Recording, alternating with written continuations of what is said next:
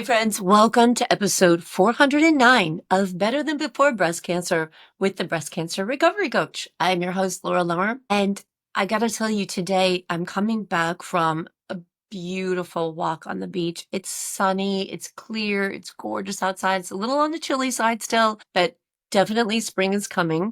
This past weekend, I usually host a group coaching call on Saturday mornings with my Empower group of ladies. And it was kind of cool because so many of them were posting in their Facebook group that, hey, I won't make the call today because I'm outside, right? I'm outside camping. I'm outside with friends. I'm traveling here. And it's so nice to see people getting outdoors because a lot of times I'm on calls, especially lately as we're going through the winter. And I talk with my clients about how hard it is on them when it's too cold outside and they can't get outside and they haven't been outside in a while. And I think this is something that's really important to talk about because we hear about seasonal affective disorder, but I want to talk to you about something and this phrase that I heard recently and read about that's called nature deficit disorder. And I'll get into that in a minute, but I wanted to do this show because I want to convey and help you understand and put some science behind it. This isn't just hippy dippy stuff, but I want you to understand the science about the importance of being in nature and how that serves our health and well-being and what happens when we don't prioritize it. So we are actually meant to feel better in nature. And when we don't prioritize it or when life keeps us inside, like because of work, I often think about when I was working in my corporate job and I'd leave my house at 5:30 in the morning so I could go to the gym before I'd go to work, and I'd get home at 8 o'clock at night. And at certain times of the year, that was leaving the house in the dark, coming home in the dark, and I was never outside. No wonder why I ended up sick. So sometimes we're stuck inside because of work and we don't make it intentional to get out even at lunch or for a quick walk or a 5-minute break or just something to have the sunshine on us. Technology, all of this stuff, even health, going through different treatments, feeling weak, feeling like we don't have the energy to get up and go outside. All of this can help to keep us inside. And our minds and our bodies truly do feel that effect. So I want to talk to you today about why we are actually wired to seek nature and what happens when we avoid it or when we just aren't intentional about participating and soaking up nature, and how we can rebuild that connection as a key part of our healing, especially after a cancer diagnosis or during one. So let's talk about why we're drawn to nature. And there's actually a name for this. It's called biophilia. This term was popularized by a Harvard biologist named Edward O. Wilson, and he proposed that humans have an innate biological need to connect with nature and other forms of life. So think about it. Our ancestors didn't live in buildings under artificial lights, surrounded by screens and technology, air-conditioned environments. For most of human history, we lived in rhythm with the sun, the seasons, the soil, and the natural cycles of the earth. It is literally in our DNA to be outdoors. And research supports this. So in a 2017 study that was published in the International Journal of Environmental Research and Public Health, they talked about the fact that the brain actually shows reduced activity in the prefrontal cortex, which is the part of the brain linked to rumination and overthinking. There was reduced activity in this part of the brain after walking in nature. This study said that nature exposure is associated with decreased anxiety, improved attention, and a sense of calm rooted in our evolutionary biology. That's really impactful. And when I read that, it made me think about a book that I recently read, and I'll link to in the show notes for this episode, called The Anxious Generation. And it talks a lot about the anxiety that the younger generations experience and live with and some of the reasons why. But if you think about the fact that as a kid, and I think most of people my age, I'm 61 years old, most of the people born in the 1960s, probably still in the 1970s, we were told when, we weren't at school, we were like, get outside and be home when the streetlights come on, right? That was the alarm. It's time to go home. The streetlights are on. So now we have generations that are really being raised indoors. And we have to think about the fact that nature actually quiets the mental noise, not just emotionally, but neurologically. That neuroplasticity, the way that it wires our brain. So what happens when we stay inside too much? This is where we start to see the real consequences of what the author Richard Love coined nature deficit disorder. This is a term that describes physical, mental, and emotional tolls of being disconnected from the natural world. His book is called The Last Child in the Woods. So let's break it down. Here are some of the things that happen when we are disconnected with nature. Spending most of our time indoors has been linked with increased depression, anxiety, and irritability.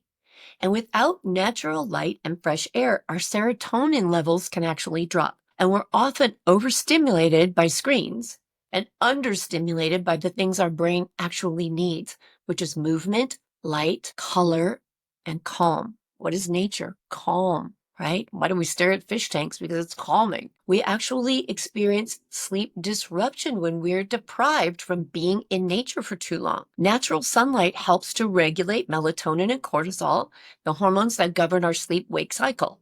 So without regular sun exposure, our circadian rhythm gets thrown off. In 2013, there was a study that was published in Current Biology, and it showed that even a weekend of camping can reset the circadian rhythm and help people fall asleep faster and sleep more deeply. Being deprived from nature can weaken our immunity and increase inflammation. When we avoid nature, we actually miss out on immune boosting effects like being exposed to the compounds that plants release, which have been shown to increase natural killer cell activity. There was a 2009 study that found participants who spent time in forests had significantly increased immune function compared to those in urban environments. And that study said that forest bathing increased natural killer cell activity and expression of anti-cancer proteins with effects lasting up to 30 days. That's pretty dang impressive. And so here's the good news.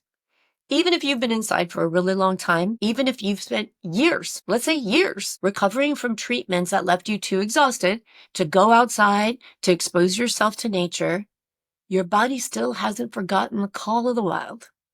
The instinct to seek out sunlight, green space, bird songs, water, and trees, it isn't a luxury. It's not even just a mood booster. It is literally biological medicine.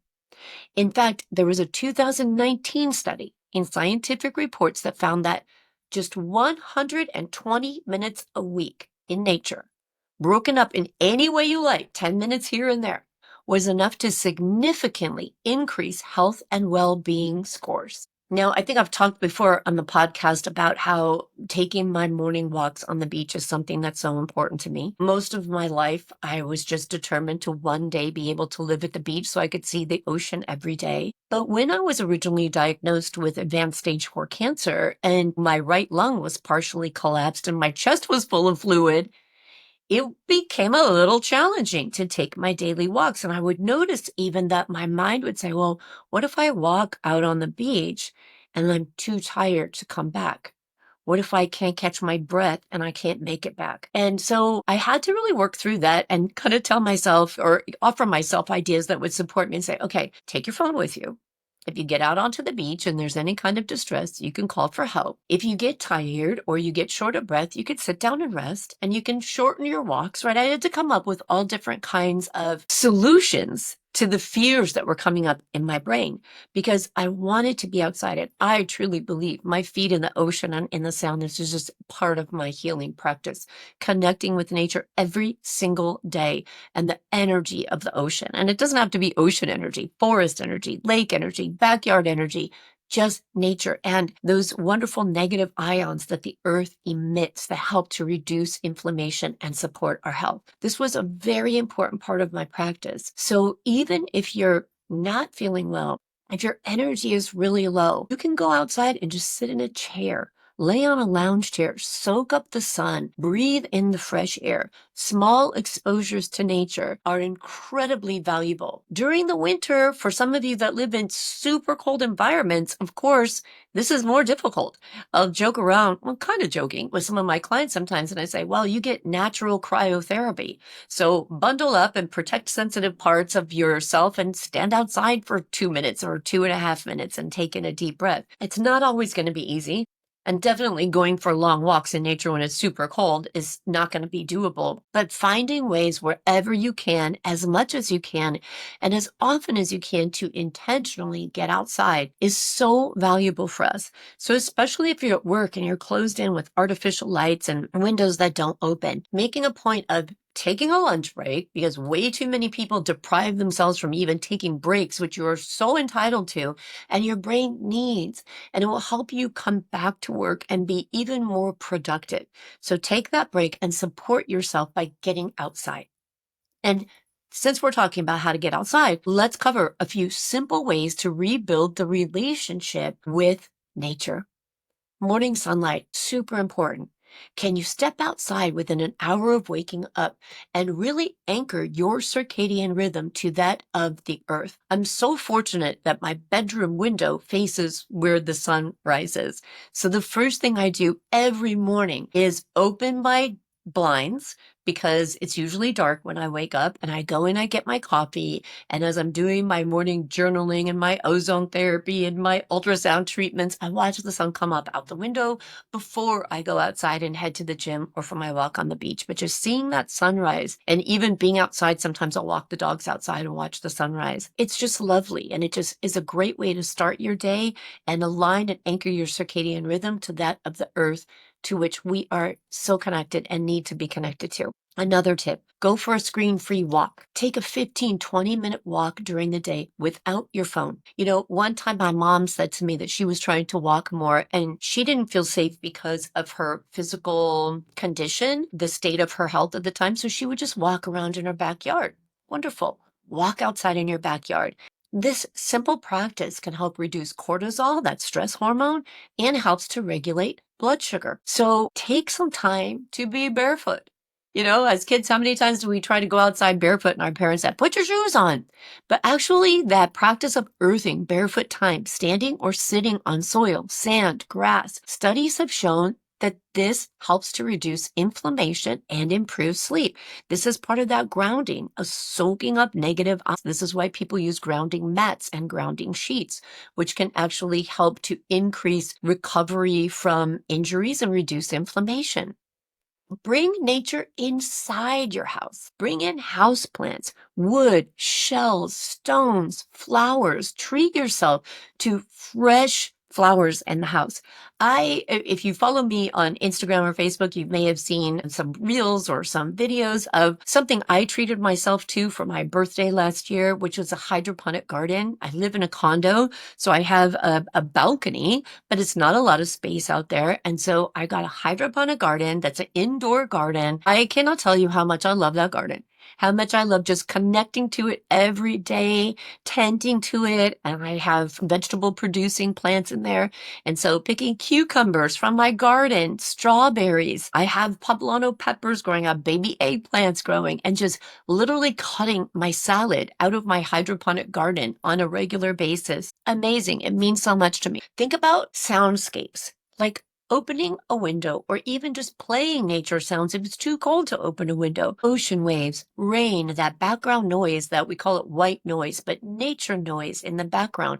It really helps. That sound frequency is something that really resonates with our biological bodies. Think about watching the sky by, as I already mentioned, waking up to watch the sunrise or make connection with the sunshine as soon as you get up, but by starting and ending your day by looking outside, seeing the sun rise, seeing the sunset, or just looking up and taking in the stars or taking in the moon, connecting with the energy of nature. So if you find yourself feeling anxious, feeling overwhelmed, sluggish, or disconnected, ask yourself, when was the last time you stepped outside just to be in nature? Not to just walk to the car to go to the grocery store, but just to spend time in nature. So this isn't about putting pressure on yourself to do more, but it's about returning to what your body already knows. Nature doesn't ask you to be productive, brave, strong, think something, solve something. It just invites you to be present, to be here and now. And so when we intentionally go out into nature without our devices, without our phones, without checking text messages, but just allow ourselves to connect, there's something that happens inside of us, and it's a biological need. So I hope that you give yourself permission to take that invitation to be out in nature today and a little bit every day. Step outside, let the sunlight touch your face, let your bare feet touch the earth, and remind your body and your soul that healing is around you and it's flourishing and it's happening all the time. So enjoy this simple practice of supporting an overall healthy lifestyle. And I'll talk to you again next week. And until then, be good to yourself. I'll talk to you soon.